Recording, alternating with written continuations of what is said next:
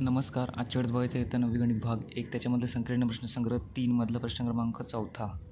काय दिलं आहे? खालील बहुपदी सहगुणक रूपात लिहा. तर त्याच्यामध्ये आपल्याला 2 प्रश्न दिले. 2 प्रश्नांची उत्तरं आपल्याला आजच्या व्हिडिओमध्ये बघायची आहे. पहिला प्रश्न कुठला आहे? x चा चौथा घात अधिक 16. आता ही बहुपदी आपल्याला सहगुणक रूपात लिहायची आहे. तर बहुपदी सहगुणक रूपात लिहायची म्हणजे व्यवस्थित आपल्याला मांडणी करावी लागेल. म्हणजे चौथा घात, तिसरा घात, दुसरा घात आणि पहिला घात. ओके. तर आपण पहिलं या बहुपदीचं घातांक रूप लिहूया.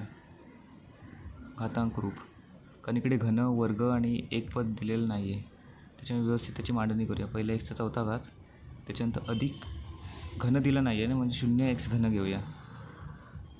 ओके.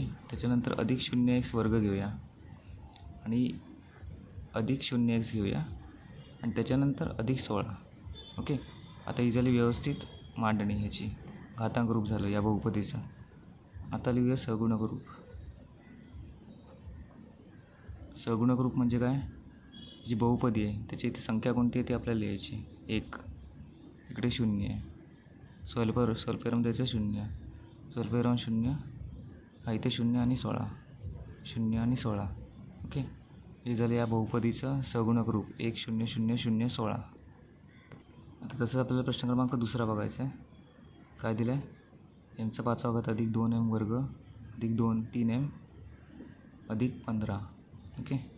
आता इकडे घन, चौथा घात आणि घन नाही आहे, बाकी सगळं आहे. वर्ग आहे, एक पद आहे, त्याच्यानंतर संख्या पण आहे. आता आपण पहिले या बहुपदीचं घातांक रूप लिहूया व्यवस्थित उतरत्या क्रमानुसार मांडणी करून.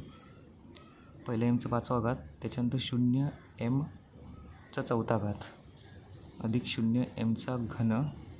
ओके. फक्त चौथा घात आणि घन नव्हता ना, म्हणून आपण 0 घेतलं. अधिक 2m वर्ग. आता हे आहे तसंच लिहायचं, कारण ती मांडणी ऑलरेडी त्यांनी केलेली आहे. 3m अधिक 5 15. ओके. आता या बहुपदीचं लिहूया सहगुणक रूप. म्हणजे बहुपदीसोबत कुठली संख्या असेल ती.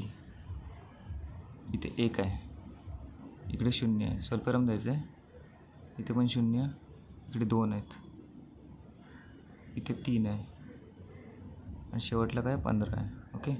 आणि कंस द्यायचं आहे 1 0 0 2 3 15. हे काय झालं? या बहुपदीचं सहगुणक रूप. ओके. तर प्रश्न क्रमांक 5 आपण नेक्स्ट व्हिडिओमध्ये बघूया. धन्यवाद.